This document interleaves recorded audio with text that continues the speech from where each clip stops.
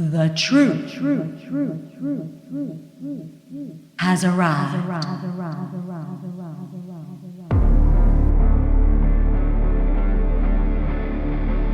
My name is Jonathan Gilliam, and this is The Experts.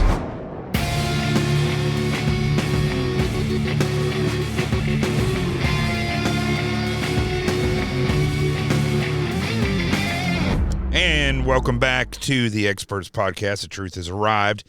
And I want to start by talking today a little bit before I get into just a couple of sound bites to talk about the social media gurus that were up on Capitol Hill. Well, they actually weren't on Capitol Hill. They were via a, I don't know if it was Zoom or whatever it was, but an online meeting because they can't fly out. Goodness, they can't fly out and appear in person. They have to do it, from where they're at because, COVID, whatever.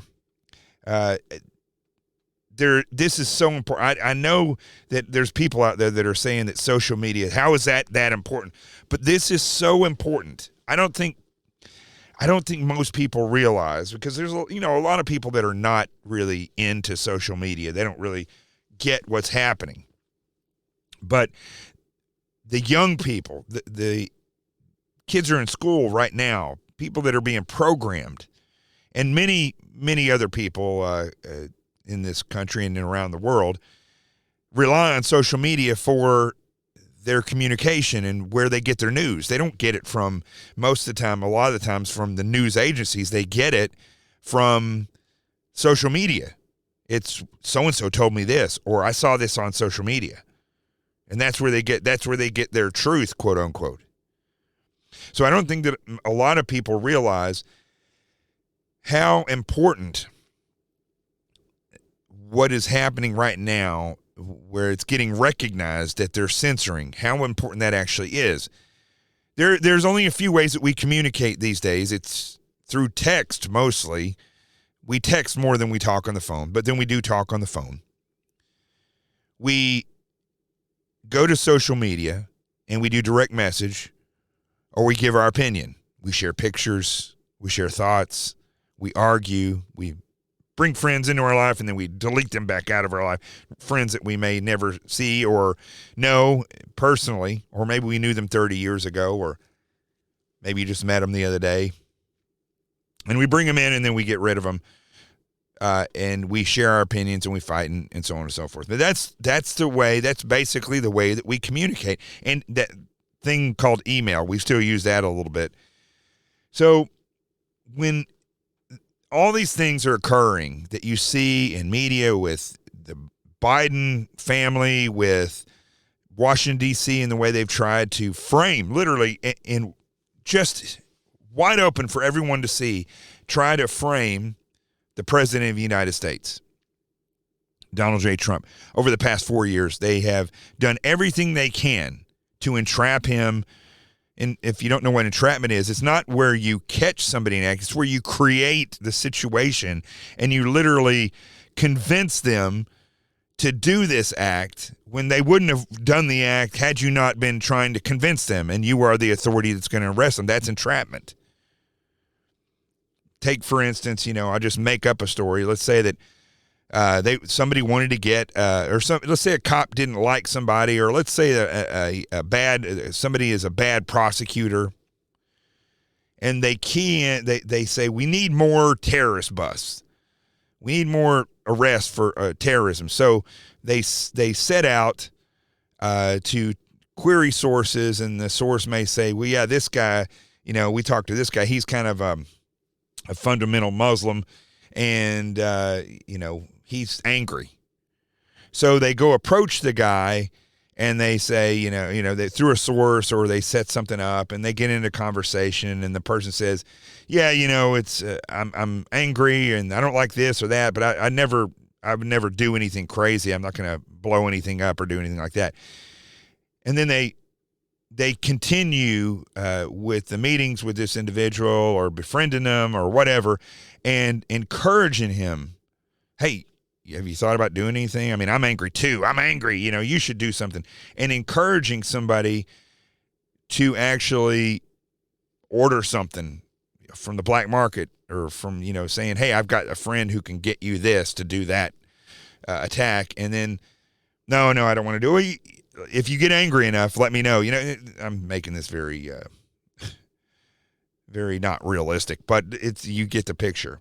And then eventually, through talking and motivating and pressing and offering, the person says, "Oh, okay, I'll order some stuff," and they do, and they get an inert or fake whatever it is, and then the guy gets arrested and he gets charged with terrorism. Now,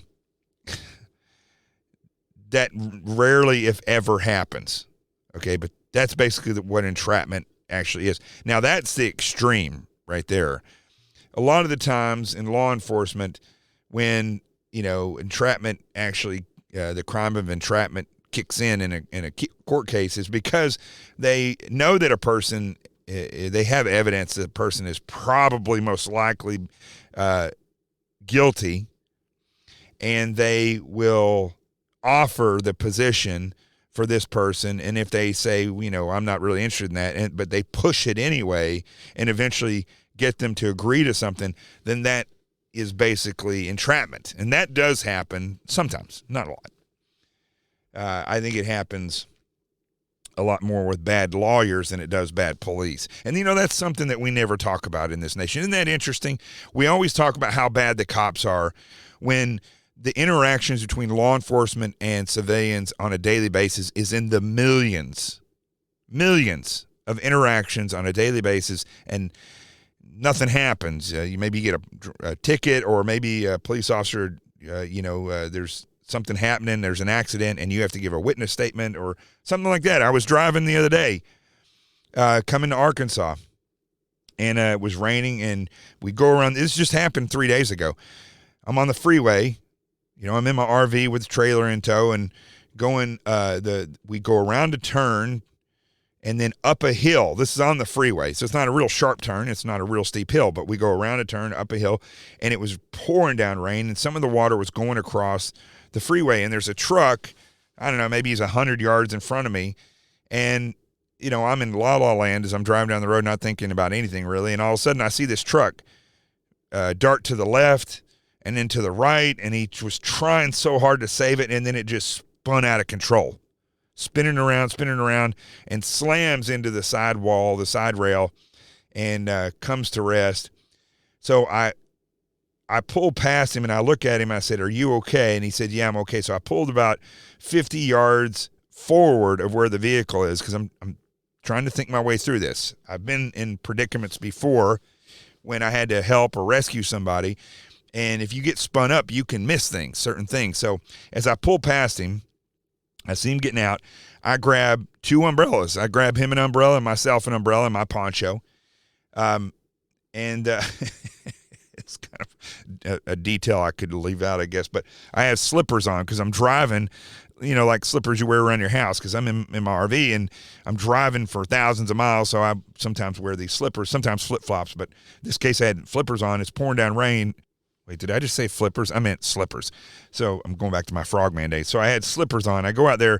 I give him an umbrella, and I'm assessing the situation. And he's trying to, should I call the 911? Should I call the cops? I was like, yeah, you definitely should call 911.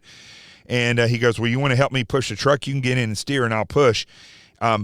There's no way. We're on the freeway. We are literally on the freeway. There's basically no shoulder, and we're in the lane. I said, listen, let's get away from your vehicle, because if somebody comes around the corner, they're liable to do the same thing you did, spin out of control and hit this truck. It's daytime. So I said, so here's the umbrella. He opens the umbrella. I got my poncho, my umbrella, and I go back. I put my umbrella away because I didn't need it. But I grabbed a flashlight, because I have a really bright flashlight that has a strobe on it. And then I look down and I realize I have slippers on. So I quickly throw on some tennis shoes, and I go running past him. I said, come on up here a little bit further away from your vehicle, because he was standing right by the vehicle. He'd get crushed if somebody came around that corner and hit him. And then I go down and I jog down around the corner on the freeway, on the edge of the freeway, with my strobe going so that people can see me, and I'm telling them to slow down as they come around. People are doing 70 miles an hour, and so they start to slow down, but there's crap all in the road where he slammed into the railing. So So they are slowing down anyway. And it took about 10 minutes for a state trooper to get there. And I gave the state trooper my information, and asked the guy again if he was okay. I guess the ambulance came there, and then I went on about my business. Now, that's basically interaction with law enforcement. Those things happen millions of times a day, literally, just in the United States. So what we never concentrate on, though, is how dirty and destructive attorneys are. Harvard graduates. Listen, there's been more war. There's been more bad, really dangerous decisions made on a national security level. There's been more racist judgments made in court. There's been more high-level attorneys that have done destructive things that are Harvard grads, that are Ivy League graduates than anything else, because those people get the big jobs or get elected, and they're the ones that for some reason are under some aura of success because they graduated from Harvard Law School or some other Ivy League law school.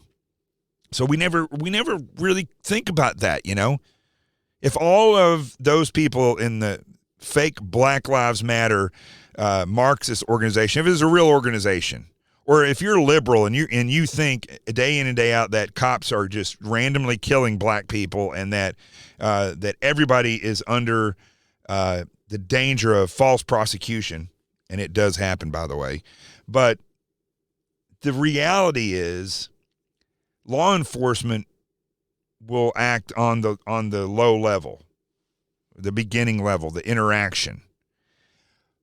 But most of the things that people deem as the convictions that are racist, the entrapment, those decisions are made by attorneys. Attorneys are the ones. Look at Washington, D.C. The majority of destructive policies and racist or whatever things that have occurred, and I guess occur in this nation have been at the hands of attorneys. No one thinks about that. Everybody puts it on cops. But, just like everybody looks at cops and they find that one thing that they all jump on. They all dogpile onto cops and blaming them for everything that's bad. Take, for instance, what happened in Philly. I just talked about this the other day.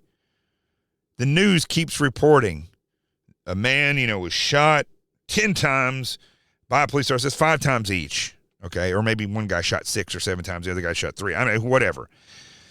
It's not a lot of times. In order to get somebody to eliminate the threat, sometimes you got to shoot them more than 5 times, and it happened very, very quickly. So, but they're reporting that the police showed up and that they should have known because the guy has a history of mental illness. They had been called over 30 times to that house and 3 times that day. So they show up and the guy has a gun, and they're supposed to play psychologist with somebody who is an imminent threat of loss of life or serious bodily injury to the community at large and to the officers. I don't think so. But they dogpile. Everybody dogpiles, and they think about this one particular thing. They think about cops are bad or cops are racist. They don't look at the big picture that attorneys do much more destructive things to this nation on a regular basis. Politicians are more destructive. The Supreme Court has done more racist things in its history than any other entity. Look up their old decisions. It's terrible, some of the stuff that they would say. But everybody looks at cops. And so we look at this, or we should be looking at reality, what's happening in front of us, assessing the situation, just like I did when I went down there with that guy. And there was one point when I was on the freeway, when I stopped for about 10 seconds, I said, okay, stop. What are we dealing with? This is before I got the guy, because when I walked down, I gave him the umbrella, and he said, should I call 911? I said, yeah, of course you should call 911. And then I stopped for about 10 seconds, assessed the situation. I said, brother, we got to get away from this. We got to get away from right here because we could get crushed. I assessed the situation. That's what America needs to do. You have so many things happening right now with the Biden family and the leftists that are destroying stuff, these fake outrage protests, stupid, ridiculous stuff, making every criminal out or crazy person out to be somebody that they're not and using them as a martyr. We have to stop and assess the situation.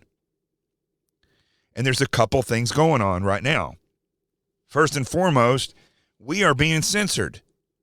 As I'm going to play these sound bites here in a minute, you have to realize, I named this podcast, actually, today's podcast, not the podcast, it's the Experts podcast, but today, the title of it is, If We Live in a Free Nation, Why Do I Feel So Oppressed? You have to realize, we're oppressed in this nation. You are not free, as these sound bites will show here in a minute, from the social media executives coming up there and testifying that you are not free to say certain things. You will be censored, and they're the ones who are making the moral decisions. And if you have not seen what Jack, the guy who runs Twitter, what he looks like, first of all, I'd never hang out with the guy. He looks like a meth addict. Secondly, if I had children, I would never let them around that guy. He looks like a criminal. And basically, he looks like a criminal. Zuckerberg looks like a lizard. They're weird people. The Google people are weird. I can't say that enough. I had, I don't know if I still have this. I had a video of one of the Google executives talking, and you literally, here it is. Actually, I still have it. You tell me what this guy is saying. Now, this was a meeting that was leaked where they were talking about Google values. And I don't know if this guy has a speech impediment or what. I'm not trying to make fun of somebody if they do. But I do know that these three people that are up there are very odd. One of them kept talking about smoking pot, but yet morals or the values at the same time, Google values.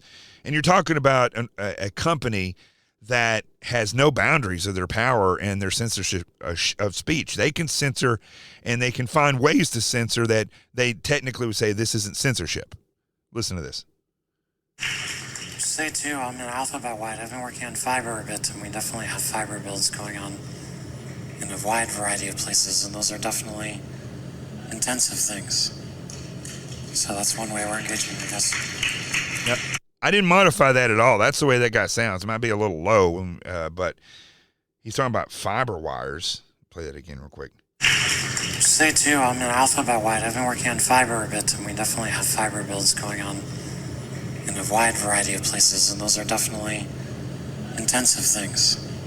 I guess fiber builds are intensive things. And the guy next to him looks like he's out of it. He's all doped up, talking about smoking pot at a company meeting of Google employees and talking about values, Google values at the same time.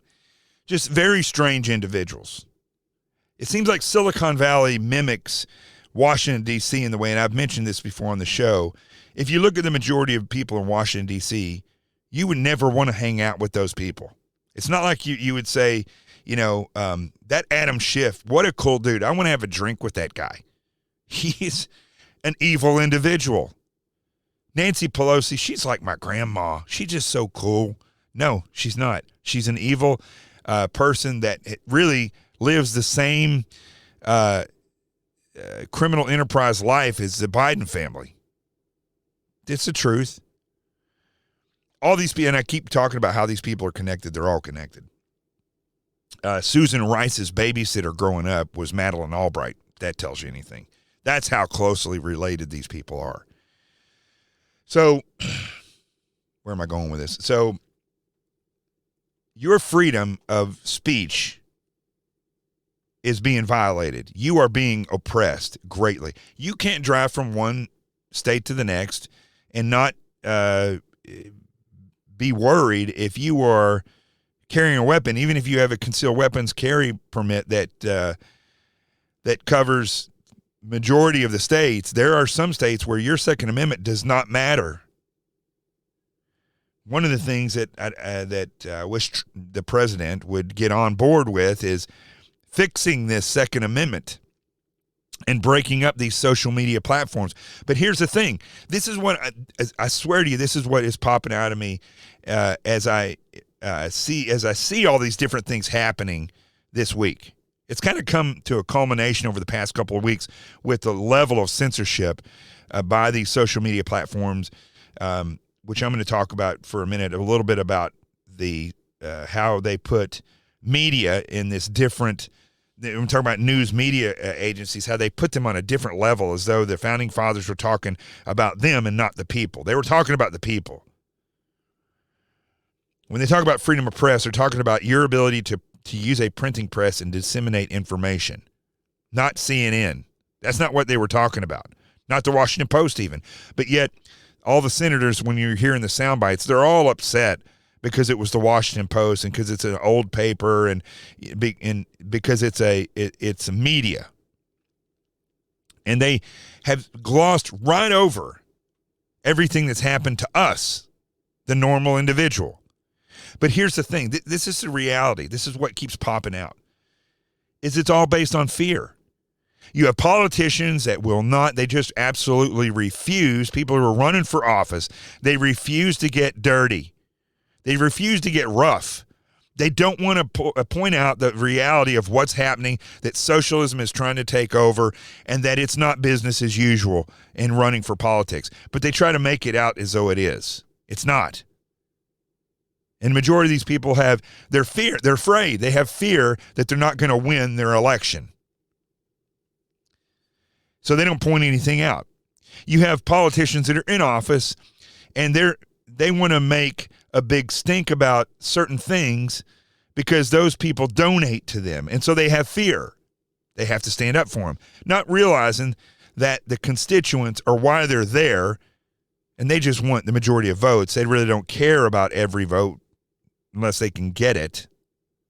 They don't really care about the people. They just are up there in an office with power, making a lot of money. The American people are afraid. I have literally this past week have actually throttled back on my social media, except on connectzing.com. If you want real freedom, go there. I'm working with Drago. I don't know if you know this, but Connect Zing, Drago came up with the idea. He's a former Navy SEAL. Spent 3 years, around 3 years in a Polish gulag or re-education camp, or AKA prison, for having a typewriter when they were a socialist nation. And then got out, came to America, became a Navy SEAL after he became an American citizen. Served for 20 years and retired as a SEAL. Now he's a computer programmer. I couldn't think of anybody better to follow who knows the reality of when your freedom of speech and freedom of the press is taken away. Drago knows that.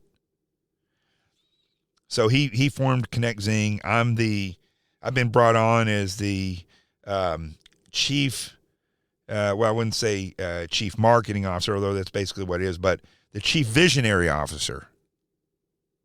And along with his wife, Rachel, who's an Air Force Academy graduate, we're sitting down and we're designing this. Go over and join at connectzing.com, and you'll see that it's a nice platform, actually. And things are changing pretty quickly.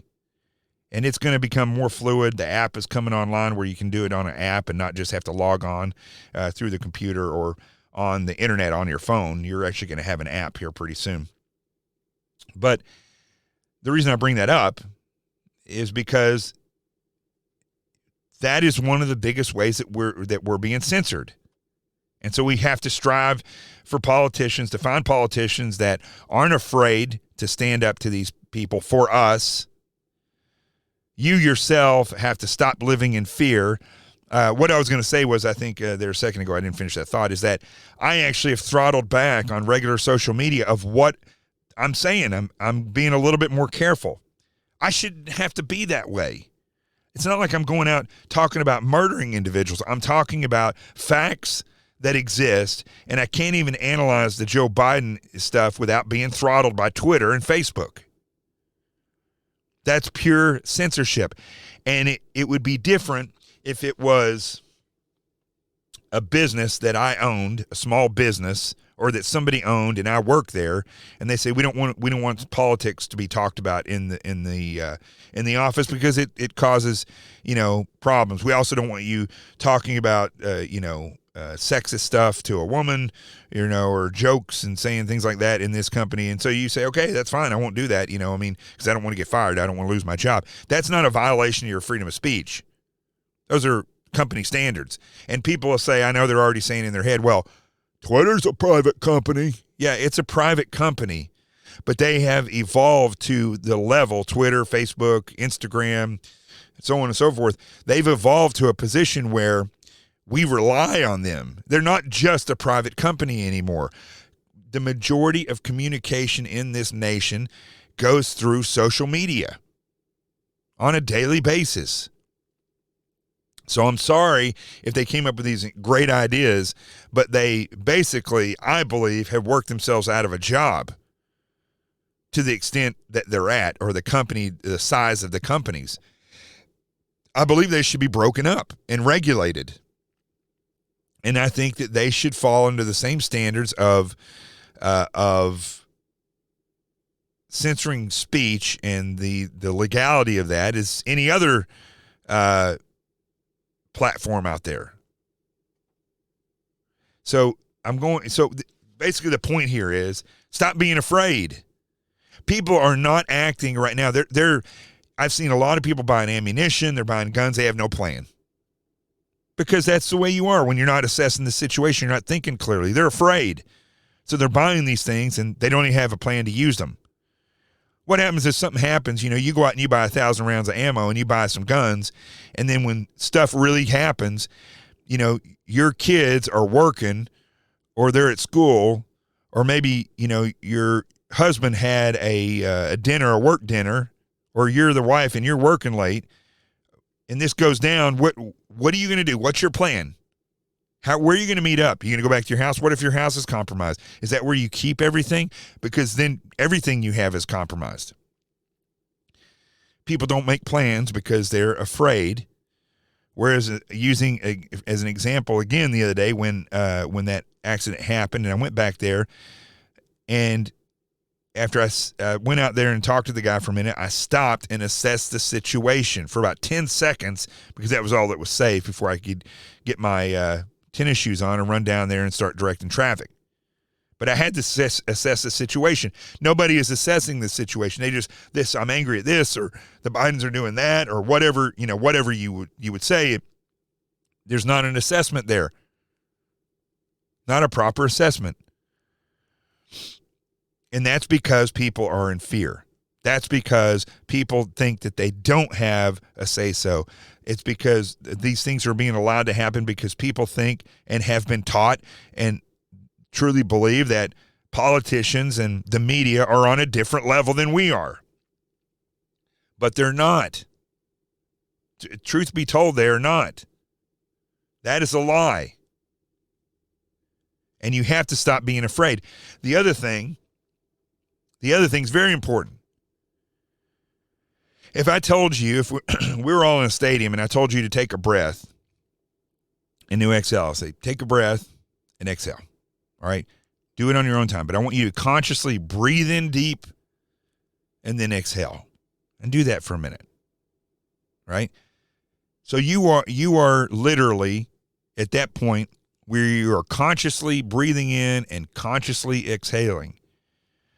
That is the most fundamental thing that you can do. And you are practicing it smoothly. Now, if we're in a stadium and I tell you, look to the person to your left and to your right, in front of you, behind you. Now, I want all of you to follow my pattern of breathing. And I say, breathe in, breathe out.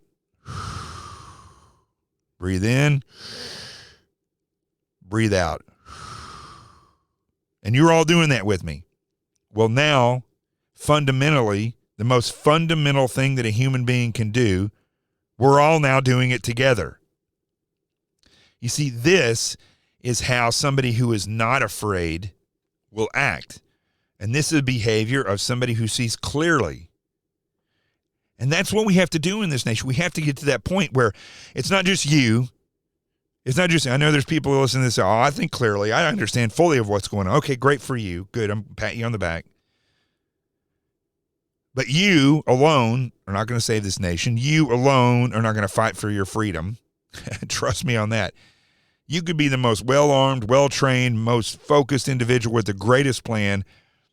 And if the people are not focused, don't have a plan, and are not trained, and don't have the right equipment, you are going to be the person that goes to jail or gets killed.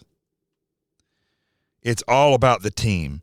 It's all about the citizenry. It's all about coming together, and that's where we failed dramatically. We failed as individuals, which I was talking about the breathing. You first breathe and master the skill as an individual. Once you master that skill as an individual, then you can come together with other people and practice until perfect that skill set as a team. And most people have done neither one. They've done none of it. And so we sit back on our couch and we say, whoa, that interview yesterday with Tucker Carlson and Bob Alinsky was amazing. And it was. I went back and watched it again.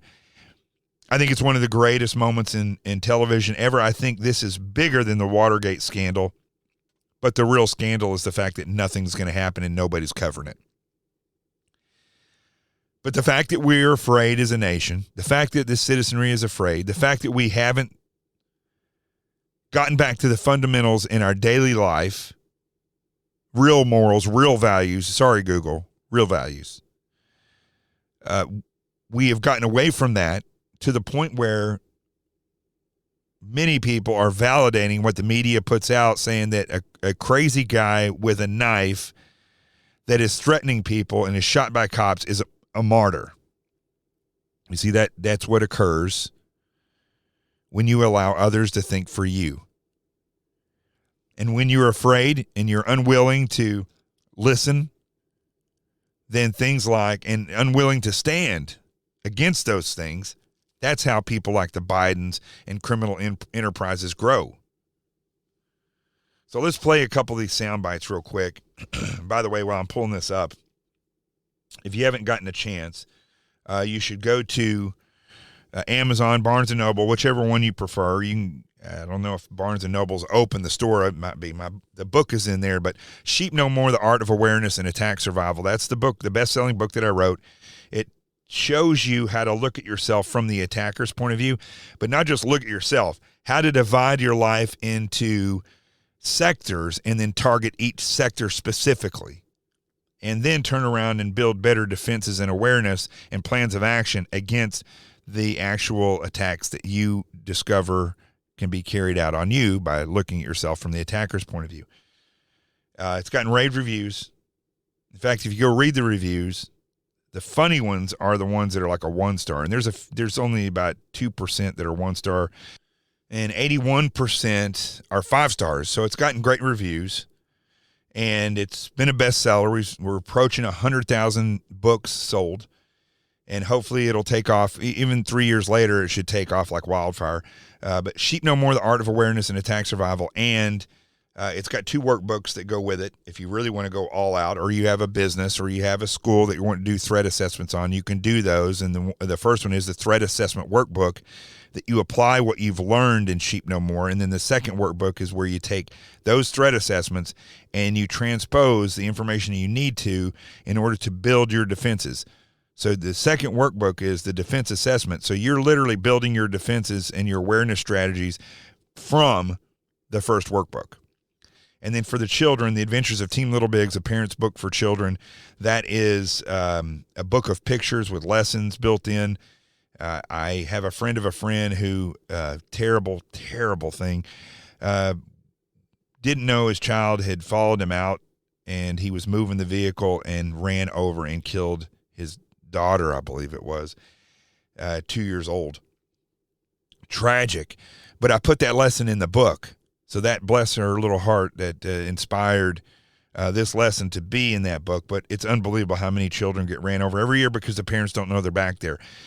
Hopefully this book will shed light on the children so that they can see where they shouldn't play, and letting the parents know where they are, and for the parents so that they make sure that they clear the area behind their vehicle before they drive off.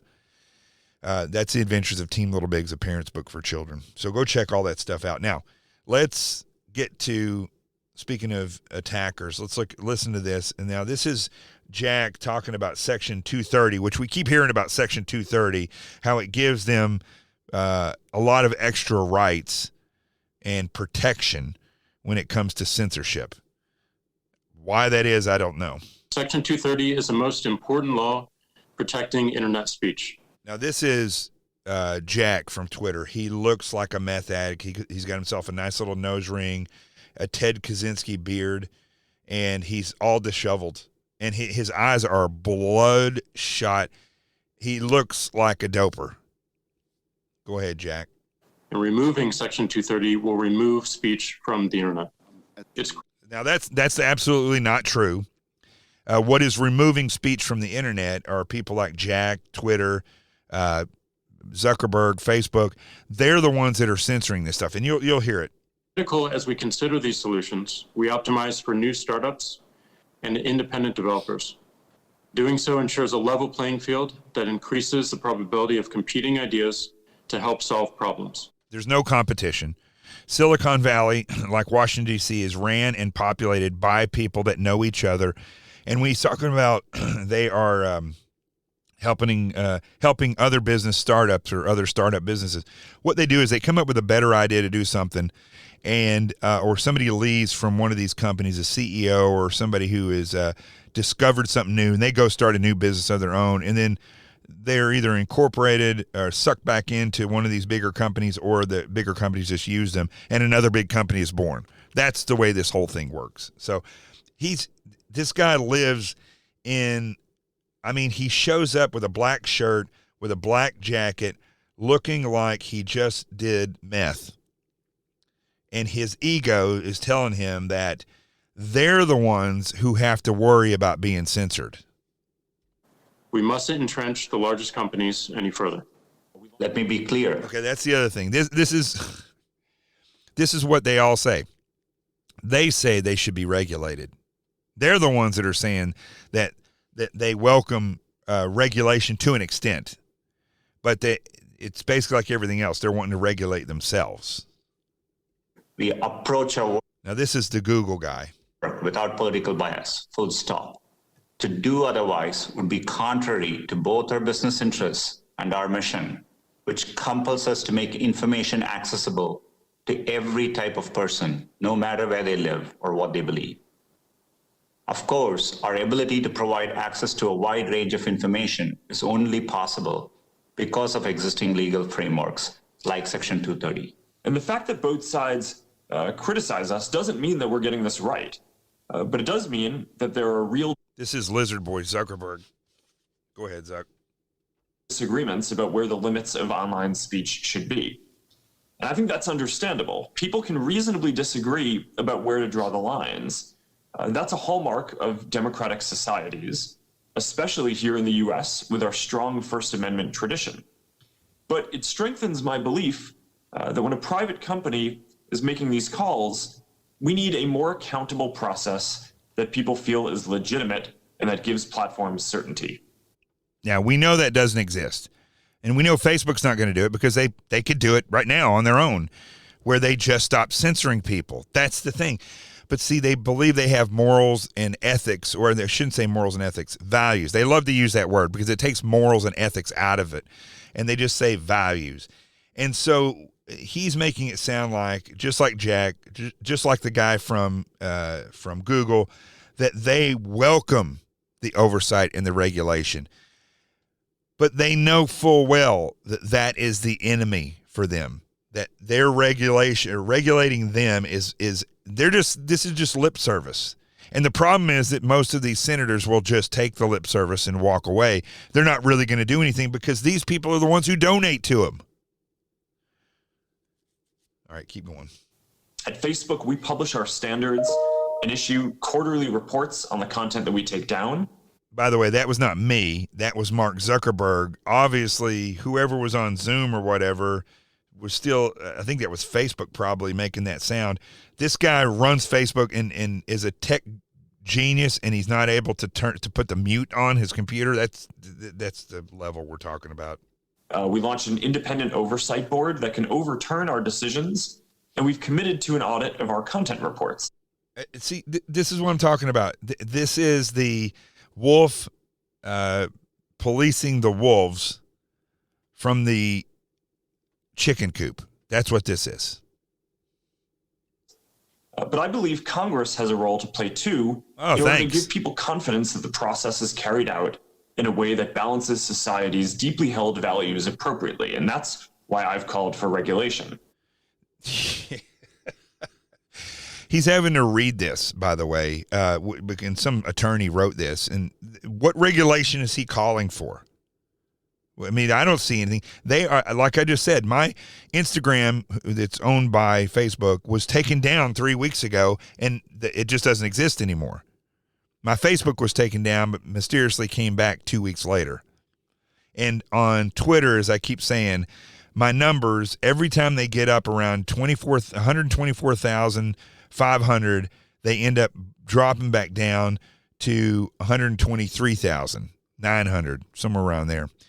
They never get over 124,000. Sometimes I'll have a spike where I get a lot of people. I've had 1,000 people join me after I wrote that article for the Gateway Pundit, and then it dropped back down 1,000. So that's all forms of censorship. Okay, let's go to the second soundbite, which is Ted Cruz getting into it with Jack Dorsey. The three witnesses we have before this committee today collectively pose, I believe, the single greatest threat to free speech in America and the greatest threat we have to free and fair elections. Now, see, here's the thing about Ted Cruz that I find fascinating. He says stuff like that. I 100% agree with him, and then he'll back down. I don't know if that is a technique of debating, but you'll see it. He goes kind of backs down a little bit here in a minute, but I love what he opened with. Yesterday, I spent a considerable amount of time speaking with both Mr. Zuckerberg and Mr. Pichai. I have concerns about the behavior of both of their companies. I would note that Facebook is at the minimum at least trying to make some efforts in the direction of defending free speech. See, I wouldn't have brought that up because they're not. Right now, they are censoring more people than I've ever seen on Facebook. So I don't know where they're coming off saying that Facebook is actually trying to do stuff, because they're not. This is how hard it is, okay? This is how simple it is. Let people say what they feel. Unless they're murdering somebody or trafficking somebody or trying to sell a human being or something like that online, let people be free to say what they want to say, to give their own opinions freely and disseminate their information. If you're not doing that, then you're censoring. That's what I don't see one thing that Facebook is doing, except for now that the platform looks like somebody vomited on your computer screen. It is I don't know who came up with that, but it's horrible. I appreciate their doing so. Google, I agree with the concerns that Senator Klobuchar raised. I think Google has more power than any company on the face of the planet. And the antitrust concerns are real. The impact of Google is profound. And I expect we will have continued and ongoing discussions about Google's abuse of that power and its willingness to manipulate search outcomes to influence and change election results. But today, I want to focus my questioning on Mr. Dorsey and on Twitter. Because of the three players before us, I think Twitter's conduct has by far been the most egregious. Now, again, I disagree with him here. I think it's across the board bad. All these people know each other. They all have, because I know, listen, when I criticized David Hogg, what was that, like 3 or 4 years ago? It's one of the reasons why I stopped doing my video show. I criticized David Hogg, and how I criticized him was I put his his video up where he's cursing and saying all this stuff about stupid old people and technology, and just, he's a nasty little individual, this guy, David Hogg. He's become even worse now. He's weird, and he's going to Harvard, go figure.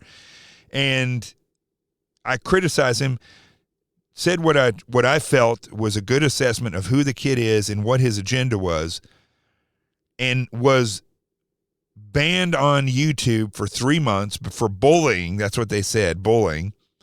I was throttled on Twitter, where my numbers went down and backed up, and I wasn't adding any numbers. This happened for a long time. This is when I was on TV all the time as well. And Facebook, my reach. So when you go on Facebook or any of these platforms, and as you scroll through your news feed and something pops up, that means it's reached you. It doesn't mean you click on it. It means you reached. Reach is very important, because without large reach, you're not going to get large views. So my reach was up to 750,000 or to 1 million a night. That's highly competitive with major network shows. And that's what I was getting every night. And after I criticized David Hogg and was banned on YouTube for 3 months, and Twitter throttled me, all of a sudden I got throttled on Facebook, and I went from a reach of 750,000 to 1 million a night down to about 1,300. And the show just never went anywhere after that. I would play it, I would put it up, it would not populate. It just would. There were no people. It was not going across anyone's newsfeed. So this is across the board, the way that this is happening. And quite frankly, even what happened to me back then is nothing compared to what's happening now and the speed at which all these companies work together. The New York Post, in their story about Biden, Hunter Biden, was throttled by everyone right in front of us. So while I appreciate Ted Cruz, I don't like when he and others kind of bow to these leftist weirdos. Mr. Dorsey, does Twitter have the ability to influence elections? No. That's the craziest thing that guy would say that. That is an outright lie. He's just as big of a liar as Joe Biden. And the fact that I don't think he believes that. I think he knows for sure. You don't believe Twitter has any ability to influence elections? No, we are one part of a broad spectrum of communication channels that people have. So you're testifying. Sorry I keep interrupting Ted Cruz, but this is unbelievable. And the guy, again, looks like he's going to go and mail a pipe bomb to somebody. He's just a freaking fruitcake, this guy. To this committee right now that Twitter, when it silences people, when it censors people, when it blocks political speech, that has no impact on elections? People have choice of other communication channels with which. Not if they don't hear information. If you don't think you have the power to influence elections, why do you block anything? Well, we have policies that are focused on making sure that more voices on the platform are possible. We see a lot of abuse and harassment, which ends up silencing people and having them leave from the platform. All right, Mr. Dorsey. That is an absolute lie. They don't care whether you're there or not, if you're conservative. As long as what you're saying is, look at mainstream media. Look what mainstream media says about people that are conservative. That is exactly what the people at Twitter and Facebook and Google, they think exactly like mainstream media. So if mainstream media thinks that a story is not something credible, even though there's plenty of evidence out there, but it has to do with somebody that's on the left, the mainstream media won't cover it. I watched NBC Nightly News tonight for the first time in probably 10 years, and they didn't say, this is the day after all this stuff comes out from Bob Alinsky, who worked with Hunter Biden. They didn't say a word about it. Nothing. In fact, the entire show was negative about Trump and full of fake testimony by civilians about why they're voting for Biden and what Trump has done wrong. You go to social media, they follow the exact same, I don't want to say guidelines, but it's the same thing. They're going to censor anybody who says something negative about Joe Biden or about Hunter Biden, and then they won't censor people when they say something bad about Donald Trump or his kids or Rudy Giuliani. And they say that there's an algorithm or something like that, but it's all a lie. It's all a lie. I mean, it's clearly biased. Let's listen to him. Find your opening questions, your opening answers absurd on their face. But let's talk about the last 2 weeks in particular. As you know, I have long been concerned about Twitter's pattern of censoring and silencing individual Americans with whom Twitter disagrees. But 2 weeks ago, Twitter, and to a lesser extent Facebook, crossed a threshold that is fundamental in our country. 2 weeks ago, Twitter made the unilateral decision to censor the New York Post in a series of 2 blockbuster articles, both alleging evidence of corruption against Joe Biden, the first concerning Ukraine, the second concerning communist China. And Twitter made the decision, number one, to prevent users, any user, from sharing those stories. And number two, you went even further and blocked the New York Post from sharing on Twitter its own reporting. Why did Twitter make the decision to censor the New York Post? We had a hack materials policy that we. When was that policy adopted? In 2018, I believe. In 2018, go ahead. What was the policy? So the policy is around limiting the spread of materials that are hacked. We didn't want Twitter to be a distributor for hack materials. We found that the New York Post, because it showed the direct materials, screenshots of the direct materials, and it was unclear how those were attained, that it fell under this policy. Now, so in your view, if it's unclear the source of a document, and in this instance, the New York Post documented what it said the source was, which it said it was a laptop owned by Hunter Biden that had been turned into a repair store. So they weren't hiding what they claimed to be the source. Is it your position that Twitter, when you can't tell the source, blocks press stories? No. This is where he's going to get him right here. No, not at all. Our team made a fast decision. The enforcement action, however, of blocking URLs, both in tweets and in DM, in direct messages, we believe was incorrect. And we changed it. Today, right now, the New York Post is still blocked from tweeting 2 weeks later. Yes, they have to log into their account, which they can do at this minute, delete the original tweet, which fell under our original enforcement actions, and they can tweet the exact same material in the exact same article, and it would go through. So, Mr. Dorsey, your ability is you have the power to force a media outlet. Let's be clear. The New York Post isn't just some random guy tweeting. The New York Post has the 4th highest circulation of any newspaper in America. The New York Post is over 200 years old. The New York Post was founded by Alexander Hamilton. And your position is that you can sit in Silicon Valley and demand of the media that you can tell them what stories they can publish, and you can tell the American people what reporting they can hear. Is that right? Now, everything that he just pointed out was, in my opinion, as an American citizen, was injured because he said that the New York Post is not just some normal person that is sitting there tweeting. I don't understand what Ted Cruz feels that a normal person, that we have less rights than the New York Post. The New York Post is a company. Yeah, it was founded by Alexander Hamilton. It's got the most circulation, 4th most circulation in the country. So what? It doesn't get more rights than us. And there's people being censored every day, kicked off Twitter, blocked on Facebook, kicked off Instagram. And Ted Cruz is railing and just said that derogatory statement about the American citizens. That, to me, is just as worrisome as anything that Jack Dorsey says.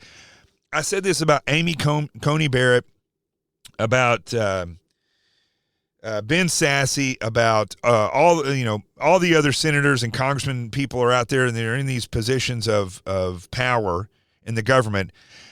They better understand the Constitution better than anyone else. If I was going to go to Congress or be a senator or a president of the United States, I've been getting hashtag for director of the FBI, then I would make sure that I thoroughly went over the Constitution and understood it on an individual basis. Again, the Constitution was written by founding fathers of this nation that were thinking about the individual, not the companies. I mean, the companies get the same right when it comes to free speech. But that's very, very worrisome for me. It bothers me a lot that Ted Cruz would say that. No, this was a, every person, every account, every organization that signs up to Twitter agrees to a terms of service. Terms of service is So public. media outlets must genuflect and obey your dictates if they wish to be able to communicate with readers. Is that right? No, not at all. We recognized an error in this policy, and specifically the enforcement. You're still blocking their changed it. posts. You're still blocking their posts. Right now, today, you're blocking their posts. We're not blocking the post. Anyone can tweet these Can the New York Post post on their Twitter account? if they go into their account. No is your answer to that. No, unless they genuflect and agree with your dictates. Let me ask you something. You claimed it was because of a hacked materials policy. I find that facially highly dubious and clearly employed in a deeply partial way. Did Twitter block the distribution of the New York Times' story a few weeks ago that purported to be based on copies of President Trump's tax returns? We didn't find that a violation of our terms of service and this policy in particular because it was reporting about the material. It wasn't distributing the material. Okay, well, that's actually not true. They posted what they purported to be original source materials, and federal law, federal statute makes it a crime, a federal felony, to distribute someone's tax returns against their knowledge. So that material was based on something that was distributed in violation of federal law, and yet Twitter gleefully allowed people to circulate that. But when the article was critical of Joe Biden, Twitter engaged in rampant censorship and silencing. And again, we recognized errors in that policy. We changed it within 24 hours. This is. But you're still blocking the New York Post. You haven't changed it. We have changed it. They can log into their account, delete the original tweet. That was You forced a Politico reporter to take down his post about the New York Post as well. Is that correct? Within that 24-hour period, yes. But we, as the policy has changed, anyone can tweet So this article. Twitter takes the view you can censor the New York Post, you can censor Politico, presumably you can censor the New York Times or any other media outlet.